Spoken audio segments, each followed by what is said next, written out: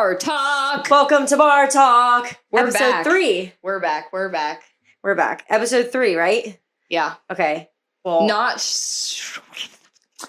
starting this with a shot of tequila. not today, folks. Not today. I'm in no tequila mood. Yeah, well, I technically shouldn't be drinking anyway because I have a race in a couple days. So we'll see how that goes. So I'll be drinking my water. Kind of related to the episode we're doing.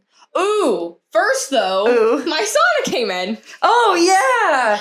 We didn't even open it. We didn't even have time. I know, it's like totally broken or something. Am I going to have time to take a sauna? Fuck yeah, you have time to take a sauna? How do you say that? Take a sauna? I just went with it. Is that what you say? I take a sauna. No. I do a sauna. No. I have a sauna. I have a sauna. You use my sauna. I will be using your sauna. Exactly. Fuck yeah. Sauna session. All right, I'm going to have a sauna session. You have time. Yeah, for sure. Because if you can do a quickie for like... I'm getting it now. Yeah. You and the sauna can do either a little quickie and you can sit in it 10... Okay, so... Or do me long for time. those that don't know, it's a portable sauna. So there's a meme that went around and it's like they call it the masturbator. Because you could be in public and your head just pokes out. You could be doing whatever the fuck you want in there. Wait, so it's not a full sauna? It's not like a sit-in sauna. So, okay, you can sit in it. So you can sit in it like a tent. You just close the head hole. Oh, and then, it's one of those zippy situations. Or you can have a chair and sit in it and have your head and whatever. It's infrared though. It's cool. Whoa. Yeah, so you could do either like a quick 20-minute TP, close the head hole, be fully submerged in their session, or you could do a full 60 minutes, which I love because what I'll do is I'll go in there for like 10, 15, 20 minutes and then I'll sit and then I'll get the chair, sit in the chair. And then do another like 40 minutes. That seems like a lot. Oh, it's amazing. It feels so good. Sweat my ass off. Yeah, you do, but it feels awesome, dude. I mean, I guess that's kind of the point, right? I probably need that though because my life's been a little. I need to sweat it out. You need to de-stress. I need to detox. You need to detox from all the bitches out there. Boats and hoes, baby. So my sauna came in. We did not open it because we've been busy trying to do business shit. Yeah, like who would have ever told us that getting your podcast on Spotify was this hard? Oh my god, dude. Like what the fuck? Spotify and Apple Podcasts, like y'all. Yo, fuck Apple Podcasts. I don't even know what's going on with Apple Podcasts because I think they have to like approve our stuff before it even fucking whatever. Yeah, well, somehow, some way, I managed to pull Tracy, and I applied for Spotify by making a Spotify account called BarTalk, but then I made a Buzzsprout account called BarTalk. So when they tried to merge it, it said that my podcast already existed. So like, not like anybody really gives a shit about that, but I literally just gave Spotify like a red flag being like, somebody's trying to steal your account. And I literally had to just message the on help board. It was like, it's me, bitches. Yeah, don't delete my podcast. Yeah. So that's what the email was that I was waiting for. That's just episode 1. Because we're filming this before episode 1 has even been released. Being released. What are we talking about today? Okay. Sports. We're talking about our sports. We do some badass shit. We're talking about why we like what we do. Sports shaping our future and why switching up your goals is actually okay sometimes. You just read directly from the notes. I did. You asked me what we were doing, basically. I know, but it's like, don't. Bitch, you think I can remember? I can't even remember what I had for lunch. You had Chipotle with me. I did have Chipotle with you. It was really good. But we're just going to talk about our sports. Why we like our sports. She just decked. She just straight up sucker punched her water bottle. Okay. Oh. This is about to be some ASMR. Gulp that shit. It's in. We got it. It's in? We got it. It's in. We're going to get reported. All right, the first 10 minutes of this podcast is like not even about what we're talking about. Let's get on brand, people. When did we ever think this is on brand? Let's get on topic, maybe. On topic, okay. We're talking about our sports, Tracy. You used to run track, so and then you started becoming a fitfluencer there for a quick minute. You Yeah, started but that getting- shit sucks. But it sucked, and then you started deciding to run and like hang out in the mud and do Spartans and shit and fucking run 10 miles for fun, shit in the woods. Yeah, no, never used to be that person though. But hey, listen, you want to know why I got into Spartan races? This is not a joke. Okay. Like for real, okay? One day, one hot summer day. No, just kidding. It was in December, but it was in. It's Florida. It probably was fucking hot. Yeah, it was hot as shit. I actually don't remember how you got into Spartans, and I was friends with you for that transition, so... Bro, I let was. me know. Well, we were like. Well, I was lifting and I didn't know what the fuck I was doing. Really awkward time frame when like you are in college and you're an athlete and then all of a sudden you leave college and you're like, what the fuck do I do? Like I used to have a game or like a game when I used to play soccer, but like a track meet every single weekend or like something that was coming up that you had to specifically train for. Yeah. Even in the summer, we literally had a small summer and then we had to go back to school. You had something to do. You had a timeline. Yeah, like always. Something Right. on the calendar always. Right. And then when I got out of college, it was like, what the fuck is life? Like, what am I doing? I'm just literally doing these movements for fun. I thought lifting heavy was fun for a hot minute, which like, I guess it was, but for me, that's not really my jam. And I would no shit was sitting in my living room and I had like a really bad dream the night before. Mhm. And I was like, if someone was to come into my house right now and kill me, I'd be like, you know what? Just take me. Because I would not even be able to run out of this house. Like I couldn't even make it down to my stoplight without absolutely wheezing.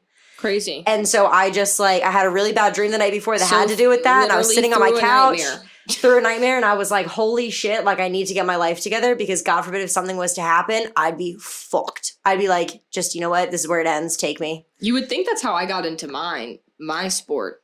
Yeah, because you literally fight as your sport. Yeah. Pretty much. But no, I just thought it was cool. You were just like, I want to kill some bitches. I want to be able to choke somebody out if I Yeah. need to. Yeah. I think so. I mean, that's one way to get into it. But how did you go from like nightmare can't take care of myself to Spartan, right? Instead of like something like MMA or Well, I guess so. Like, I always wanted to do Spartan races, but we couldn't really do them when I was in college, and I've kept up with them for a really long time. okay. Like, so I just have been watching them. Like, I watched all the people It that was were on the just Spartan back games. burner. It was on the back burner. For Yeah, you. like I've always wanted Yeah. to do one, and it never was like a competitive thing. And then I literally ran. I asked Stefano to do my first race with me, which was 20. That was Jacksonville. It was And Jacksonville. It was 2020. It was 18? Spartan. No, it was. Yes, it was. It was. 2019. No, because it was COVID. No, was it was the 20 year before. I went to the COVID race with Hossetter. So it was the year before. Okay, so 2019. 2019. Wow, time has flown. Yeah, so it was like 2019. Yeah. And so I did it with Stefano. We totally shoot the shit. Like we were throwing the mud at each other and stuff. Yeah. And then Sounds just like after a race that- with Stefano. yeah, it was a pure race with Stefano. I mean, like we loved it. We enjoyed it. We Yeah. literally came down one of the hills. It was an open. It and- didn't fucking matter. No, we Yeah. came down one of the hills and we were rolling instead of like actually running. Like Yeah. I was an absolute mess. I wore Brooks. Dude, I wore Brooks and high top like regular your shit socks. got, like your mud got sucked in your shoes, dude. My shoes were like 30 pounds. Ugh. It was insane. Yeah. So, but I loved it. And then I asked her to train me. I was like, all right, fuck it. I need a goal. This looks really cool. So I tried it and I was not good at all. And that kind of like, I was like, I suck at this. So it's a good goal. Sucked. I sucked. Oh yeah. Yeah. I started getting into jiu-jitsu because I'd wanted to get into jiu-jitsu for a while. We're gonna just have to make a whole edit situation Beep boop, beep of boop, just bop, me beep boop. not being able to talk. Beep boop bop, beep boop boop. Anyways, I got into jiu-jitsu because Johnny, this guy that used to train at my gym, Christina yeah, Johnny? yeah, Christina Johnny, used to train at the gym. He did go he there. did, yeah. So Wineski Martial Arts, the school that I'm at, it was right across the street from the gym. Not even a street. It was right next door to the gym in Cheer Nation in like a fucking attic. Yeah. Yeah. We're in a much better location now. But it was right by the gym and Johnny went and he said it was pretty cool. And he did the kickboxing class and jiu-jitsu and he was like, you should try it out. And I went to both classes. I did kickboxing for a little while, but when I went there, it was so funny because the instructor was so shocked that I was there for jiu-jitsu because girls usually go for kickboxing. Oh. Girls like, I want to kickbox. But you're not no average I girl. don't want to do jiu-jitsu. And I did the kickboxing class and Shane, the instructor, was like, you gonna stay for jiu-jitsu? And I was like, yeah, that's like the main reason I'm fucking here. Right. And he was like, Come again? Yeah, you kind of like that shit really quick, right? Oh, I Like as soon as you got in, you were like, I'm going to do this for the long haul. Yeah. Oh yeah. I loved it. I get obsessed with shit, dude. Like I've always had an obsessive personality. Like whenever I get into something, I get fucking so into it. Like with the podcast, like with my job, with something I'm passionate about, I will get so into it. And I guess if it stands the test of time, it means I really, really like it. Yeah. But you give your all into everything that you genuinely gymnastics, when I did gymnastics, I was like, God, 13. I thought I was like, I want to go to the Olympics. I'm 13. I should have started, I don't know, 13 years ago. I should have started when I came out of the womb if I want to go to the Olympics. Like, excuse me. Yeah. And, but I was practicing. I would get home from gymnastics and I would do cartwheels and fucking round offs and splits and front hamstrings, front hamstrings, handsprings. Until I was like dying inside. Like my mom would sit there and she'd be like, you need to go to bed. Like you haven't had dinner. It's 10 o'clock. Like you have to. Dude. Yeah. I was so into it. Same with Irish step dancing. Same with track once I got into track. Dude, lifting. I was working out when I got into lifting easily 2-3 times a day. Every single day I would do on top of that 30 minutes of core. I was that person. 30 minutes of abs every night. On top of your, like you did your workout first and then did core afterwards. Yeah. You were that bitch. We're going to get into like gym insecurities and eating disorders and stuff. I straight up had exercise-induced anorexia. Like I would do 3 workouts and they were not easy workouts either. I'd do 30 minutes of core and I'd eat a salad and have a protein shake. Nice. The whole day. The whole shebang. I was a skinny fuck. Yeah. I mean, for good reason. I'm honestly shocked that I had any muscle mass at all with the way that I was... I could see that though. Things. Oh, like with I could see that. I just get so obsessed with it. So yeah, that's how I got into jiu-jitsu and yeah. Yeah, you're with it now. Yeah, now. Yeah. So what made you want to? Yeah, what took you so long to compete? Dude, I was scared. Like just really genuinely scared, yeah. Just because you have like performance anxiety? Yeah, really bad performance anxiety. I had it with track. When I would run track, man, I would run the entire meet. You know, track meet, they're like 10, 12 hours long. Yeah, they're long as shit. I was the first event and the last event, so I was there all fucking day. And I wouldn't eat anything. I would not eat anything. Maybe I would be able to like put down a banana once during the day. Wow. Like it was so bad. I was sitting there. Tolly's my best friend in high school. Man, I'm in one stall shitting my brains out and she's in the other stall throwing up. Like it was just, the anxiety was so bad. And damn. Yeah. I used to get nervous, but not like that. Oh, so bad, man. Like the night before I couldn't sleep, I was crying. I was like, yeah, it was like really, really rough for me. Damn. And so with jiu-jitsu, I didn't want to compete because I was fucking scared. And it got to the point where my teammates were like, you're sandbagging at this point. Like you're a white belt. I think the reason I hadn't gotten promoted to blue belt earlier was because Shane knew that I wanted a competition on my belt as a white belt. Right. You know, like because you didn't want the pressure of being a blue belt. That's what it was. Well, if you go into your first competition as a blue belt, man, it's a whole different world. Like blue belt's another fucking thing. Like, cause you'll have blue belts show up to tournaments. They've been blue belts for 6 fucking years. You know what I'm saying? That's intimidating as right? fuck. Because maybe they stop for a while and then they go back into it, or they switch schools, or maybe they just don't want to get promoted to purple belt because they're sandbaggers or whatever it is. So you go into a fucking blue belt competition and it's like you never know what you're getting. You could be getting really like a purple belt or a brown belt that you're going up against. Dude, I never understood that whenever you talk about that shit about jiu-jitsu. Like, I don't understand how there's not a standard for promotion. Like, I don't understand how it's the school that you go to, how like basically Shane has to be the one that gives you your stripes or he gives you your blue belt. But you know what? The standards are going to come as the sport grows, because what's going to happen is if Hasn't people get been around forever? If people get promoted, it's been around forever. It's gotten popular really recently, I think, because of it's gotten big recently. Like, that's just insane to me. Not even 10 years ago, like 3 or 4 years ago, you'd look at local tournaments and what was going on. It was like there'd be like 2 maybe a month, and now it's like 100 tournaments a month. Yeah. You know, like thousands of tournaments all over the country. And so it's just gotten really popular. So what's going to happen is there's going to be a standard set for it, like there on its has to own. be. Well, there's going to be one on its own, right? Because you're going to promote people too fast. People are going to get their fucking asses kicked. But that's so then what they're going to have to promote slower. Right. Like, And how do you then- expect yourself to go against somebody that's been a purple or that's been a blue belt for literally 4 years? Yeah, and I think that as Like, come on. tournaments go on, like different organizations, IBJJF, New Breed, Naga, whatever, they'll probably come up with certain, like if you've been a blue belt for longer than XYZ time, there'll be some kind of maybe other division, or I don't know, there'll be some sort of standard set there. But it's just There's gotta be a standard set, bro. But sandbaggers are always going to exist, and you know what? It's like they have to live with taking that medal and knowing that they don't really deserve that. Yeah. That's true. And they have to deal with that. So, but that's like why, people wearing red headbands that don't actually belong in red headband category.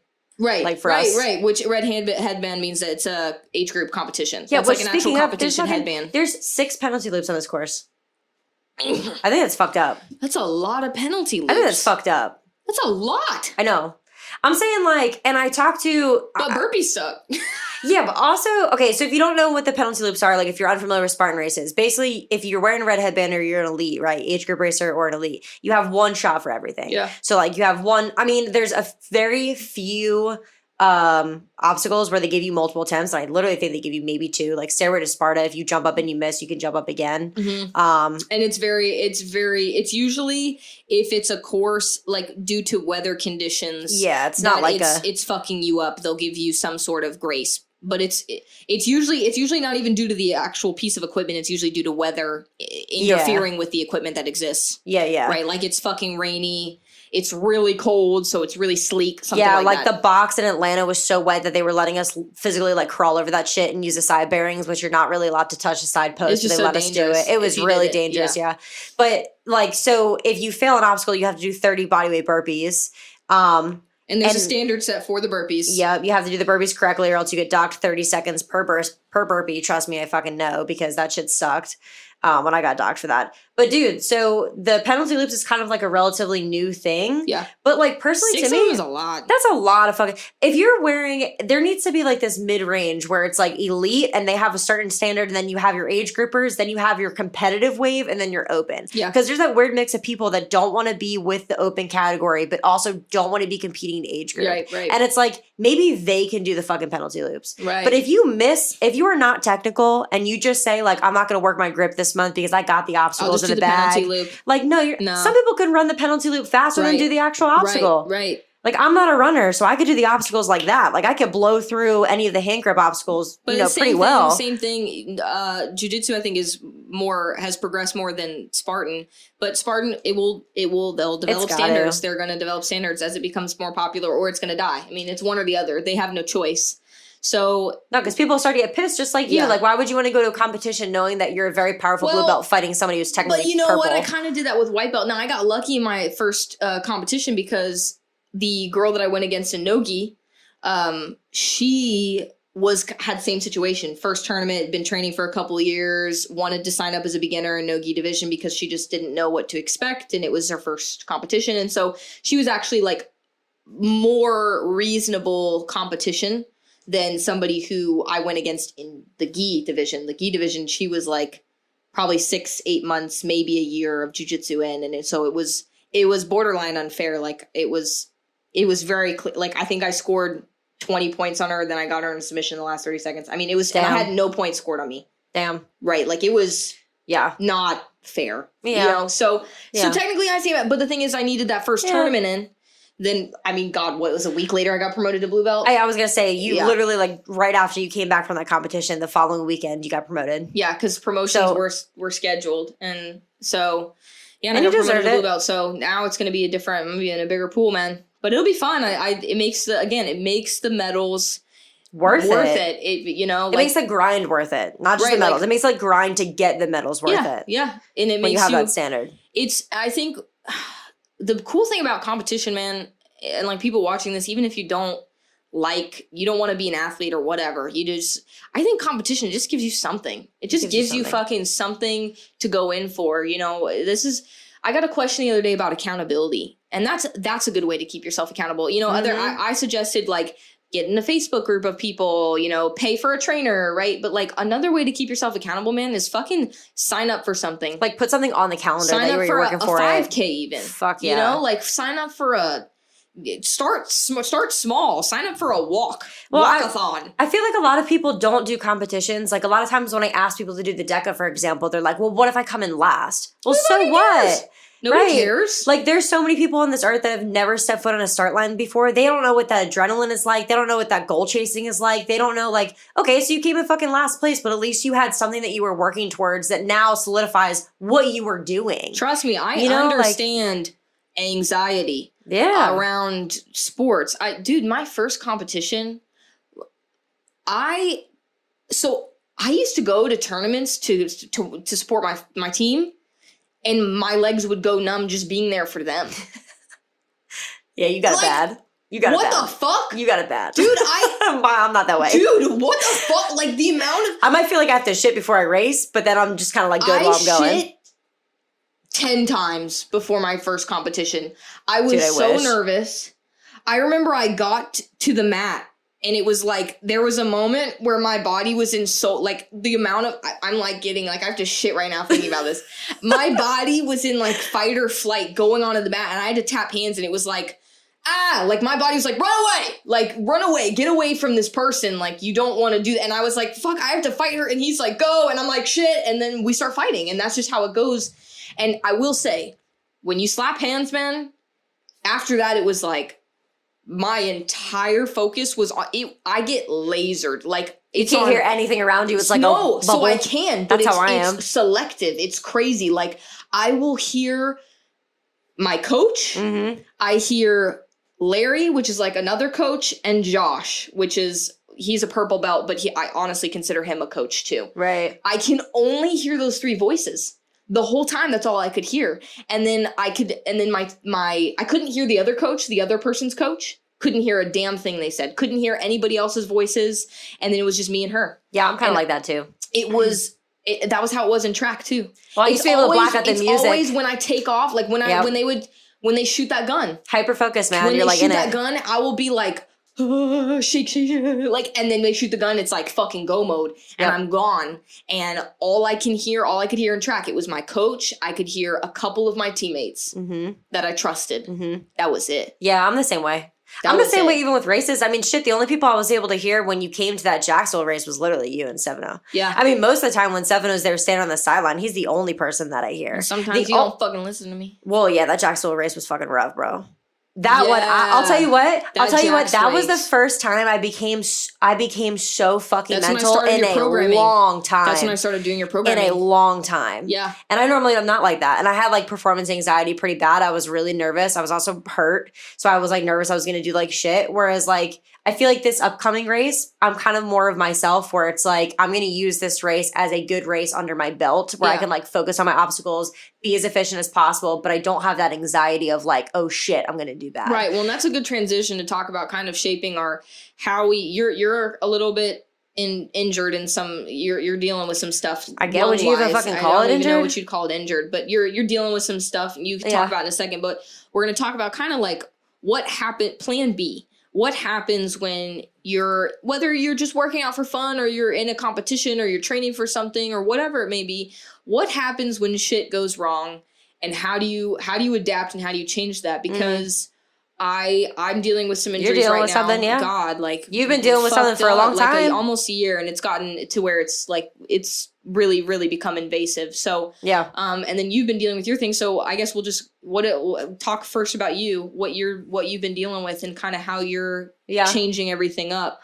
You can talk about your heel injury. So that Achilles. So back in Jacksonville, I want to brief aside. Back at that Jax race, you had an Achilles.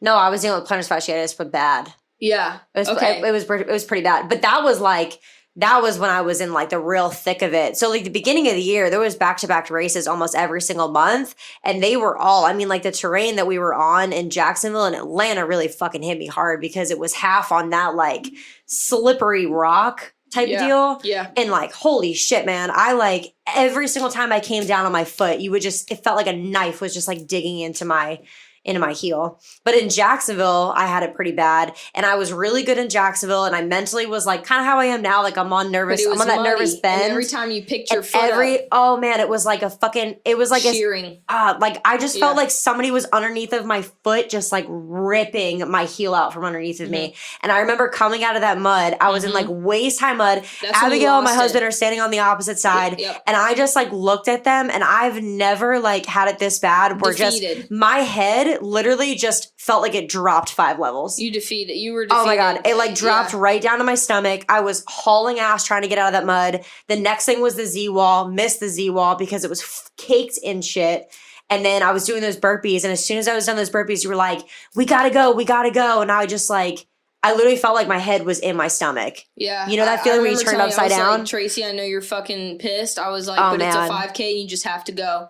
Oh yeah, that was brutal. I don't care if your foot's fucking broken, run. Dude, I came off of that line. You were pissed. Ooh. And you like shut. I think that's when you started shutting both me and Stefano out. And you were like, oh my God, I'm done. Like you were just like, you checked out. I checked out so hard. I checked out so hard. I came off of that finish line and the whole team was standing there like, Tracy, you said nothing. And I shit you not, I grabbed my medal. I bypassed the photo booth. I didn't even get my fucking t-shirt. I got nothing. I took the medal out of Gino's wife's hand, who was there, gave me my medal, took it out of her hand, and Savannah like went to give me a high five, and she said something like, great job, dude. And I was like, fuck off. And I literally walked away for like 10 minutes. Yeah. Like sat in the dirt by myself with my hands in my head. And I had like, there was 30 of us out there, and all I could think about was how like I cannot let how I am affect my team right now. So I needed just to take cover. I was like, she tells one of her team to fuck off. Oh, I was pissed. But it's those moments. It's those moments as competitors that really, I think, build you. That's what makes you. That's what makes you a better athlete. Because after that, you were like, Abigail, I need to not be involved in my own programming. Like I need unbiased stuff. Yeah. I need somebody to, when I'm feeling shitty, when I'm feeling good, it doesn't matter. I need somebody else to tell me what to do. Like I need somebody to yell at me while I'm in my own head. Just because when you're doing your own programming, it's really hard because you're you. You can't take yourself away from that. Right. And really think logically and reasonably about it. Mm-hmm. So, I mean, we changed a little bit. We decreased the duration of your runs. Mm-hmm. We changed the stuck up on sprints. That way you're staying on the balls of your feet a little bit better. So we also changed what you were running on. I wanted to keep you off of the pavement and off of 100%. The cement. And I think you changed your shoes a little bit. I just was wearing my thicker shoes for my races and then the treadmill run. Yeah, I ended up wearing my ultras for the races thereafter. And then all of your longer workouts were once a week instead of doing like 2 or 3 times a week. It was once a week. We decreased the frequency, so we changed up your programming. But it's having the unbiased perspective, right? Like she probably could have programmed that for somebody else, but she understood. It's like, Abigail, I need you to program this for me. Yeah. Because I can't get out of my own head. Yeah, well, coaches need coaches sometimes. You know what I mean? Like, you're your own worst client. Coaches. Are you kidding me? I mean, you're your own worst client. Like, you had an injury going on, but you were still tailing with it. You were still going to jiu-jitsu fucking 5 days a week. You were still in your own routine. I was in comp prep so hard.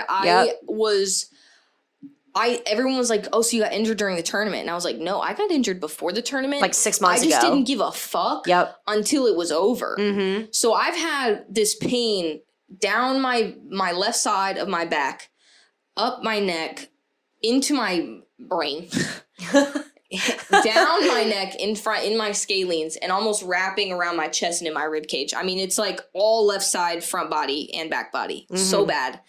And it's been debilitating as of recently. Like I can't, where it's... Yeah, bro. You could barely move your arm a couple weeks ago.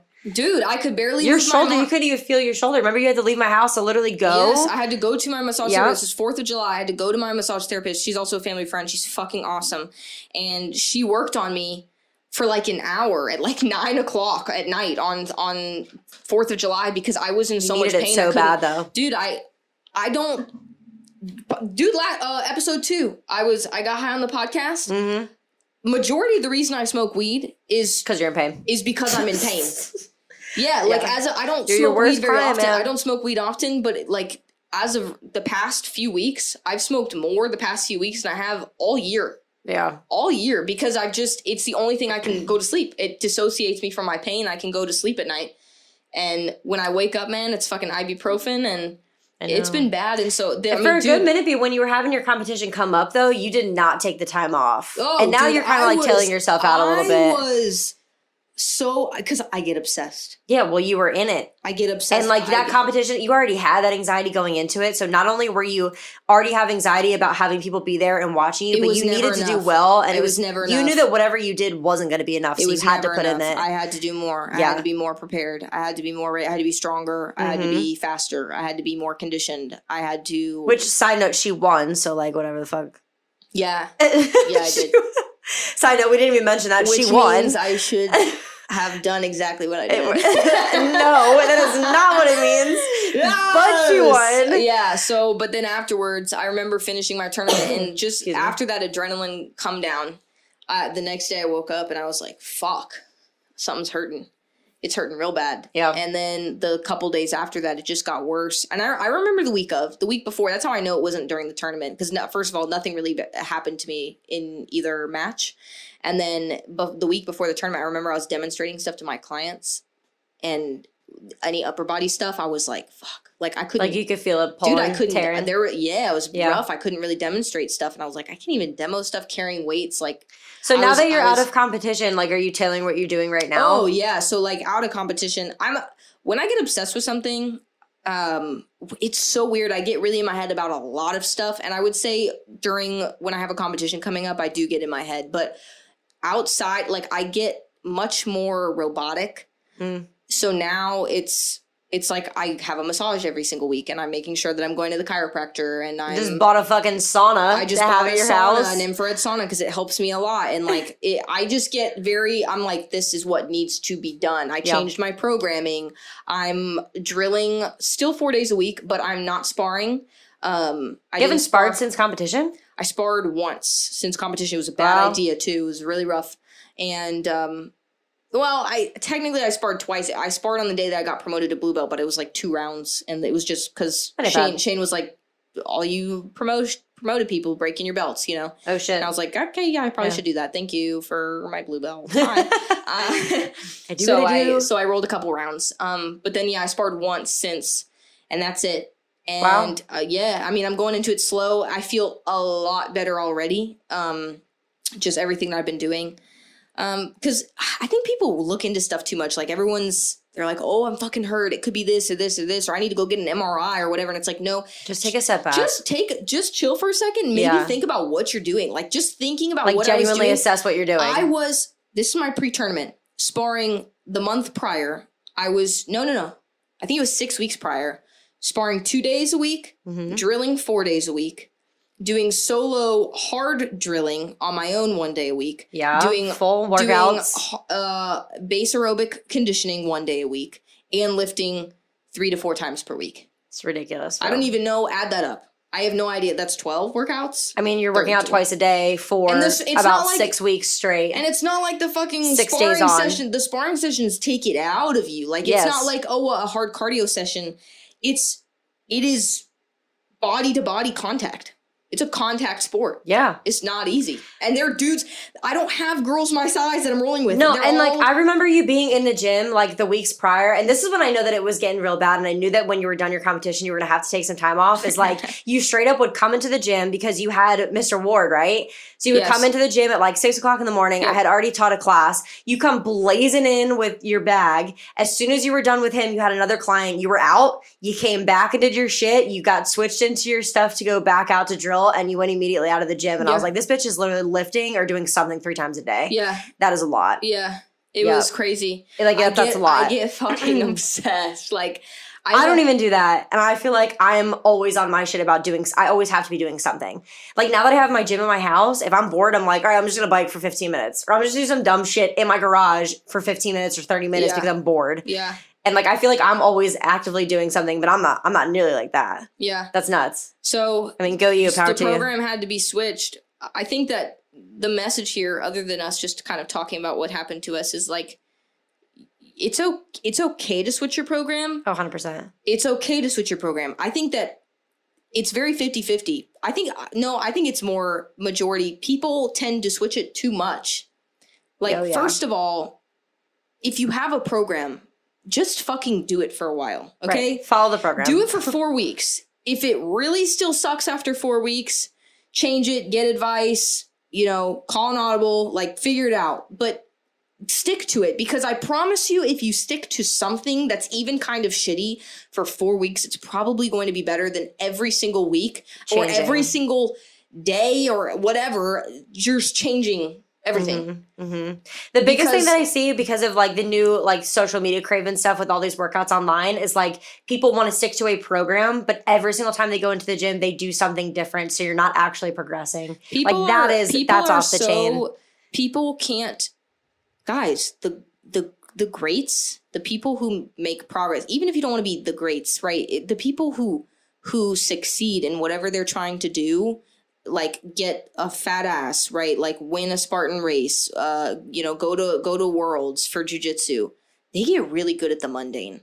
Yeah. They get really fundamentals, my dudes. They get really good at the mundane. The boring shit, the waking up early, the fucking drilling over and over again, the practicing your spear throw over and over again. The genuine fundamentals. The fucking base cardio for 10 miles. It makes you want to kill yourself because you're going slow as shit, but you have to do it heart rate based. Like me fucking going and lifting and sticking to a program for 6, 8, 10 weeks, whatever I decide it to be at a time, like sparring, getting my ass kicked every week.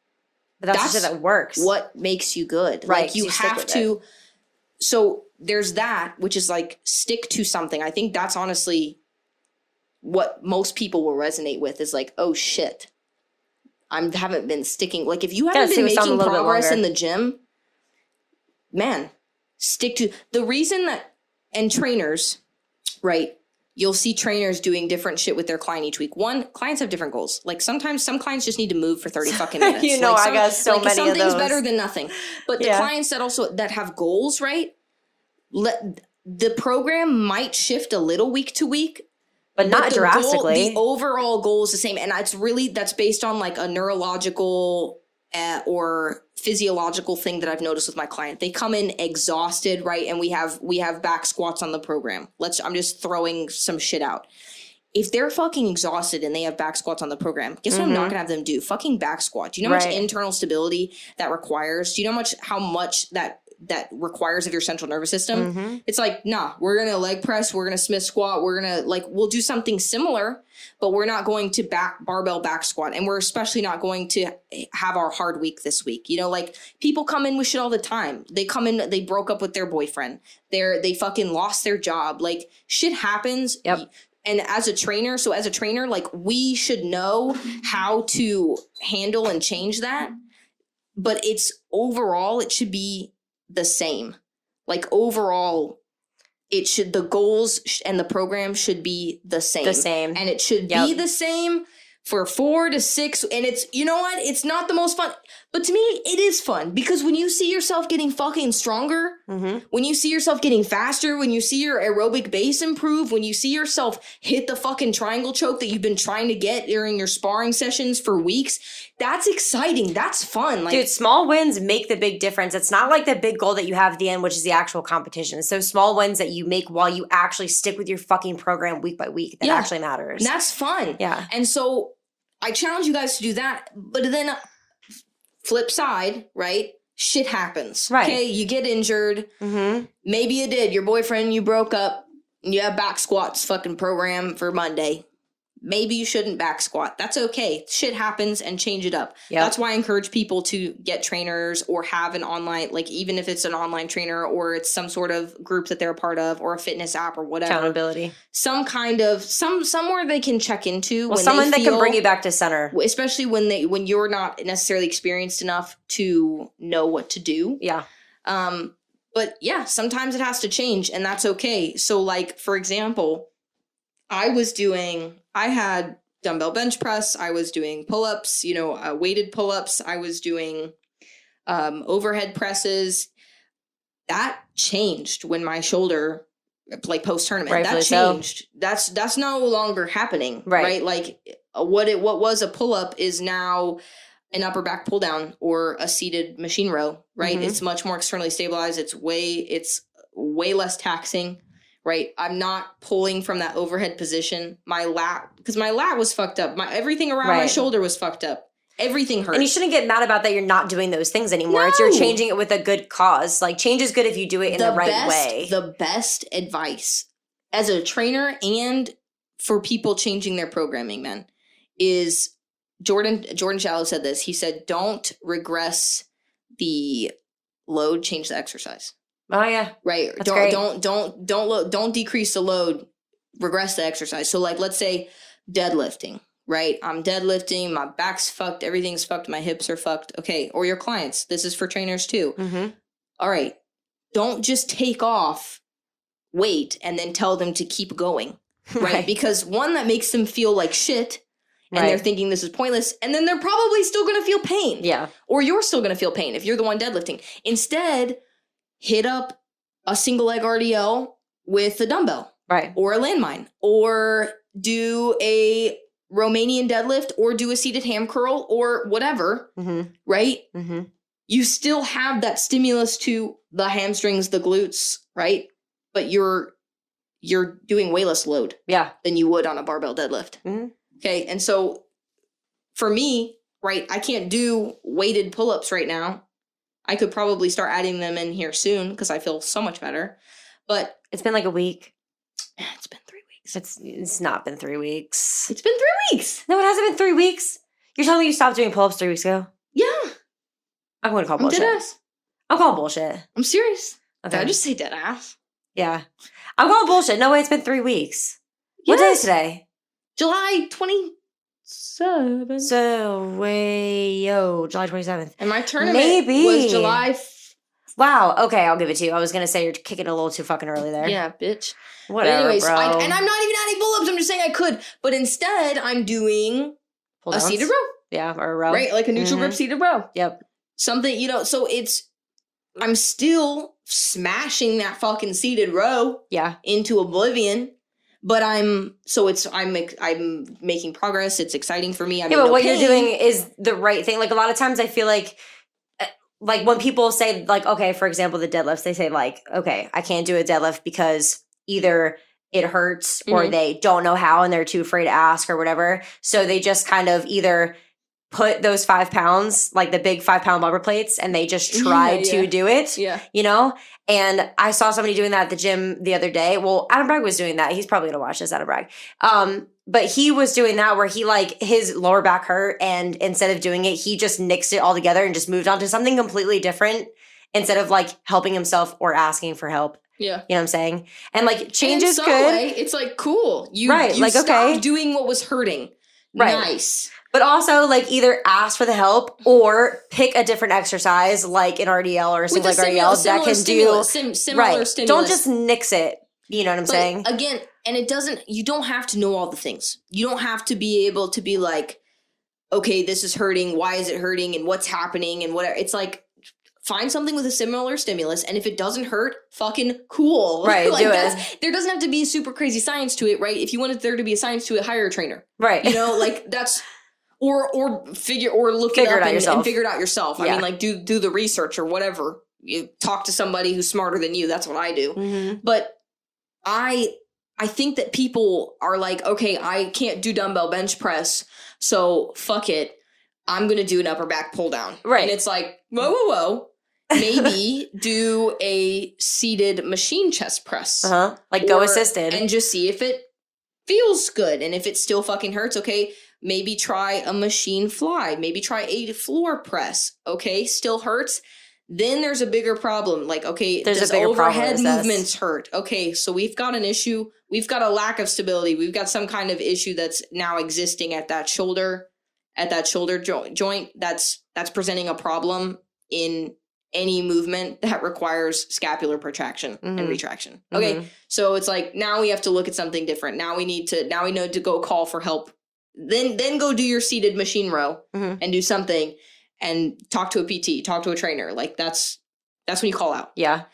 But that's when you call for help. There's a couple people in my class, actually, in my hybrid class, like that are too afraid to do certain lifts just because they always notoriously get hurt, quote unquote, that they say. And like to me, it's more or less that they're not doing the movement correctly, or they're too afraid to kind of ask for help to do the movement correctly. Yeah. But a lot of those people have learned over time that you don't have to do those things. There's many other exercises that you can do that gives you the same type of stimulus. You don't have to do a strict chest press or like a strict box jump if you're afraid to do it. Like you don't have to do those things just because everybody else is doing them. There are other exercises that can get you the same results, right? Or the same stimulus without doing what everyone else is doing. And it's way safer. It's way safer. People don't understand, like, man, do you know how demanding something like how demanding, how much force is placed on your body in something like a squat jump or like a fucking box jump or even a barbell fucking back squat or back squatting. Like people, you don't have to barbell back squat. No, there's so much required of you for those movements.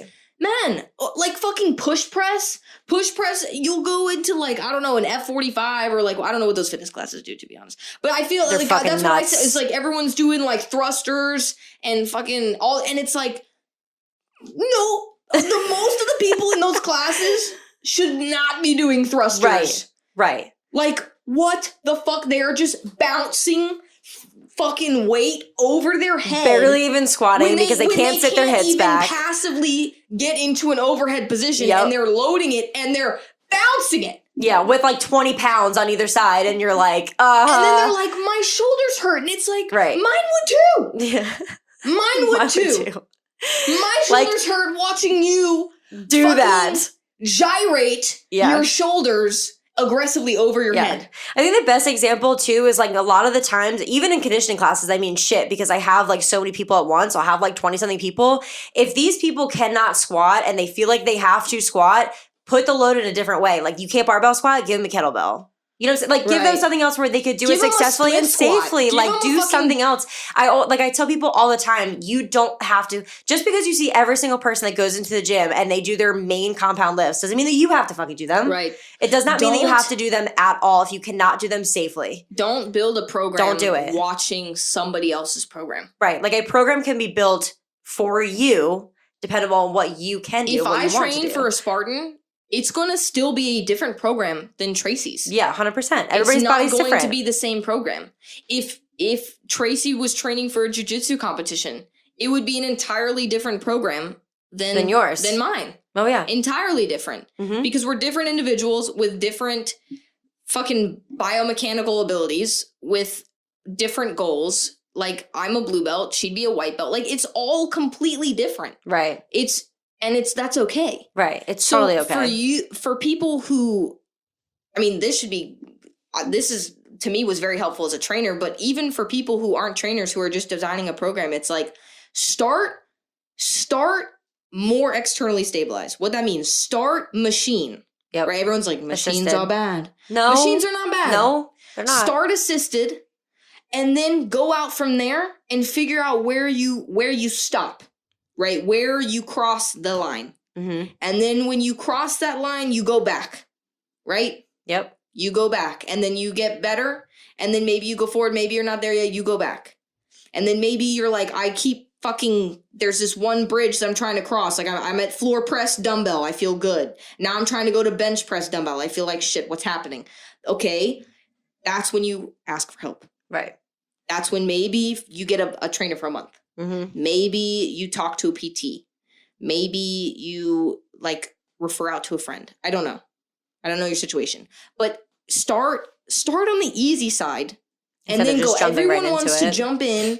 Everyone wants to jump in the deep end, and with fucking sharks, with no fucking floaties on, no floaties, just expecting themselves to swim. No floaties. It's dark outside. There's a rip current.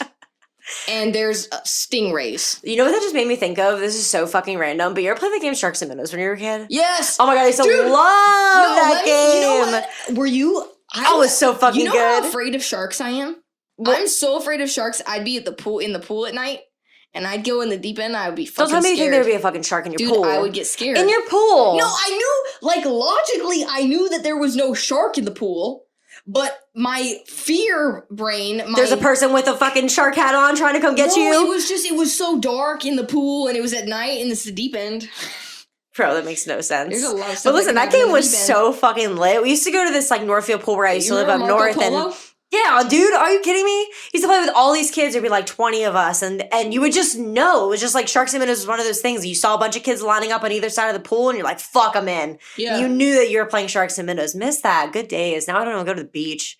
What's wrong with me? You don't even go in the ocean. I hate the water. She's fake. You fake. No, I would fucking dig a pool any day, but the water, nah. Because that's where the real sharks are. I'm a beach girl, and when she says she's a beach girl, I mean she's a sand girl. Yeah, I'm a landlocked mermaid. That's what I like to call it. You're fake. Because you're gonna tell me that you're afraid of the fucking sharks in a pool, and I'm the one that doesn't get in the ocean because of the sharks. I'm afraid of sharks, okay, but my fear doesn't stop me. From a pool? I'll still go in the pool. I'm still gonna go in the deep end. That's fucking crazy. Now I don't even know what the hell we were talking about. We're talking about programs. Yeah. Okay, so listen. So do you even know when your next competition is gonna be? Well, I didn't know how long this injury was going to last, and it's getting better pretty quickly. So as long as I can keep it away, it's not gone, but it's much, much, much better. That's good. As long as it can improve and I can keep it away, I'm thinking potentially in October. Ooh. Yes. But you better make sure I'm here if I'm allowed to go. Abigail wouldn't let me go to her last fucking competition. I was about to show up. I was about to drive down there, and I was gonna say quiet as I fucking can, like a little mouse. And then I swear to God, you were gonna do something, and I was gonna fucking blow my shit, and you would just know it was me instantaneously. Of course, I know it was you. Would have walked off that mat and choked me right on spot, so I just didn't go. I would have been pissed because I would be like, "Yeah, Shane's trying to tell me something. I'm like, important. He's trying to tell me something important as a coach. I know." And Tracy be like, choke her out! Just choke her out! Just choke her out! I'll be like eating a bunch of food, fucking cheering her on the sidelines. We're both like standing up. We haven't even fucking made contact yet. She's like, just choke her out! Choke her out! You're like one of those, oh God. You're one of those UFC watchers. Dude, I would be such a good person to have on the sidelines though. Like I'm saying, my man, let me go. You need to know. Let me go. I want to go so bad. So I'm gonna have to tape your mouth shut during my... Maybe. I still have to register for IBJJF too. All right, well, let me know when it is so I can fucking go. I have like a handful of competitions still left for the rest of the year. I've got about 5. Yeah, so this one's coming up on Saturday and Sunday. So whatever I've been doing for the last 2 weeks better fucking work. Yeah. When's Atlantic City? November 19th. Oh, okay, so not in October. So then it'd be either in October or December, and I'd have to just be careful in Atlantic City. Well... You're gonna be fine. Nothing's gonna happen in Atlantic City. Abigail's coming back to my hometown. I'm so excited. You're full of shit. Excited. I asked her what we're fucking doing, and I asked Stefano what we're doing, and I go, "Is there any shot I'm sleeping?" No. The night okay. It's one weekend. You go out and have a great fucking weekend, then we come home, and then you'll never want to do it again. You're like, it all starts with alcoholic ice cream. It ends with fried chicken and Molly. It really does, though. Like it's gonna be so great. I haven't been home in such a long time, and I haven't gotten, I haven't had a night out like that in a long time. Get to see my house. I think I might cry. If anybody's listening to this, they don't know what the fuck we're talking about. We're going to Atlantic City at the end of the year because there's a DecaFit at the end of the year, and I am from that area. Are you seriously gonna do the DecaFit? Girl, I probably won't even fucking qualify. Really? No. Do you know I have to pull a 13 Deca Strong? You have to pull a 13? I have to pull, no. I have to be in top 12. I have to be a 16. Okay, that's not bad. Well, if I can get my shit together by then. So this is, for reference, we did the Deca Strong the last weekend. This past weekend, like, you were dealing with your injury. We didn't even talk about your injury that you're dealing with now. This is going to be a long-ass episode. No, I'll shorten it up. She's dealing with some lung shit. Yeah, I'm just dealing with some, like... I'll say, it started at the wrong Breathing strong. Is tough right now. Breathing is really tough. Well, I've been getting better. I'm on the come up. And but for a good minute, it has something to do with her IBS with the hiatal hernia that she's got. Yeah, so I got IBS pretty bad, and I have GERD, and I have a hiatal hernia. So like, When it presses, I never really had my stomach act up in a way where I was short of breath. So like, I didn't really correlate that, and I got like really scared. So on top of me not being able to breathe, I was having the massive anxiety attacks because I'd be like, really "Holy shit, I can't breathe!" Yeah. And then I'd be like I was standing in class the other day, and Drew was looking at me, and I literally was like, just looking at him, and I couldn't control myself because my anxiety was just like spinning, you know. And I was getting so nervous, which obviously makes everything worse. But I went to the chiropractor, and they think it has to do with my GERD. So, which, I mean, I have a hiatal hernia. When he pulled it and he drained it, it was better. Nasty. It was nasty, but it was But better. it was much better. And much you could better. breathe better. Yeah. And your time improved. You hit a 19. I hit a 19. That was with the shit. I hit a 22 last weekend. I kind of fucked off. I hit a 1750, which Tracy's PR, yours is a 1734. Yeah. So, man, I mean, like I hit a 1734, and that was like right before. And then I went through all of this, like not being able to breathe. And because of that, I haven't been able to go on any of my long runs. And I've had to like really scale back what I'm doing. Like a lot of my tempo days, I couldn't even sustain anymore. Like I was really hurt so high, quickly. Like to put it in perspective, like when I was talking to the doctor about it, like which really pissed me off. She's like, "Well, you don't really know what you're talking about." I'm like, I wear my heart rate monitor on my wrist all the time. I'm an endurance athlete. This is what I do. Like I now know what the fuck I'm doing. So when I know that something's wrong, I'm like, hey, something's wrong. Yeah. And like the moment that I realized it was really bad is I've been in a really good rhythm of staying at like, which this is going to sound nutty for some people, but 160 is a very good heart rate for me. Like 160, 155, like I'm chilling. I can sustain that for 10 miles. And for some people that's like capping out, but for me, I'm ghosting. I'm like, that's great. You know, like I'm cool. I can chill there for 10 miles. Yeah.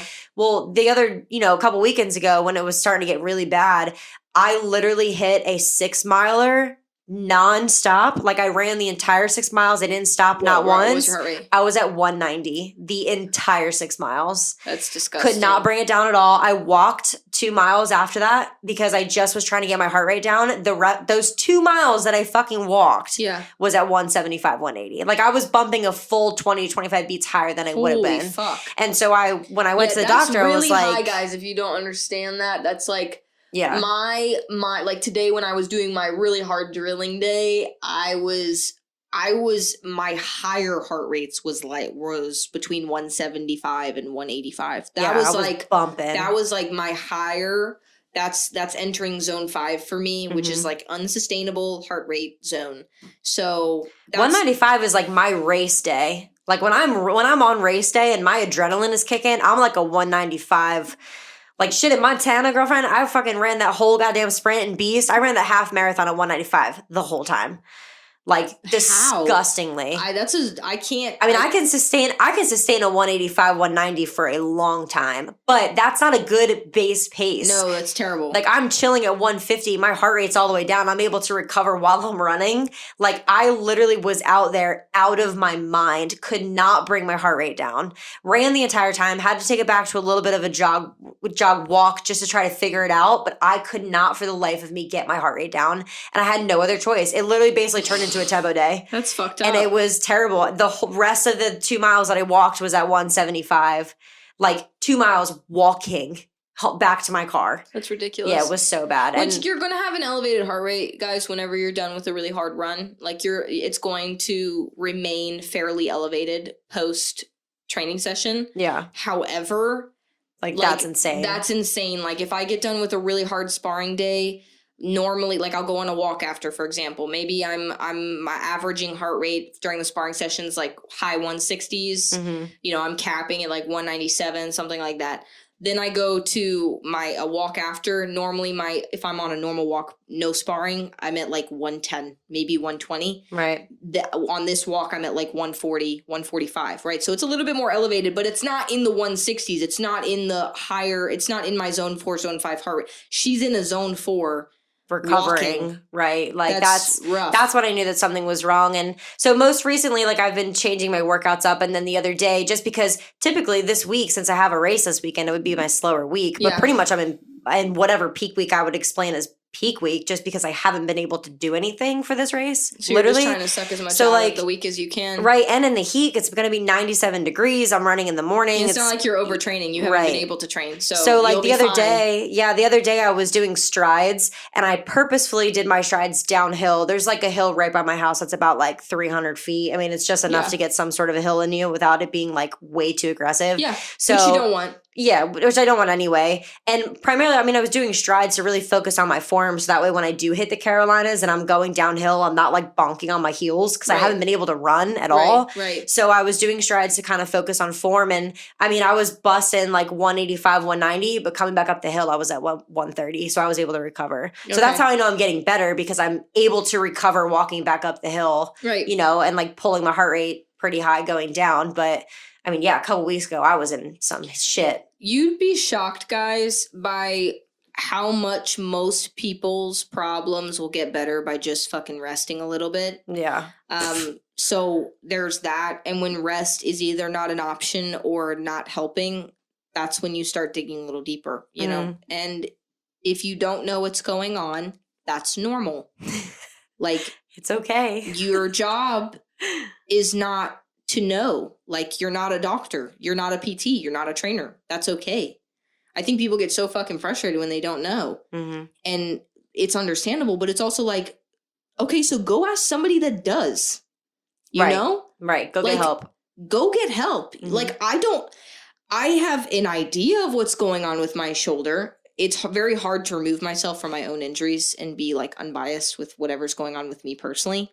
But I understand roughly what's going on. That's why when I change my programming, I can be fairly smart about how I shift my programming.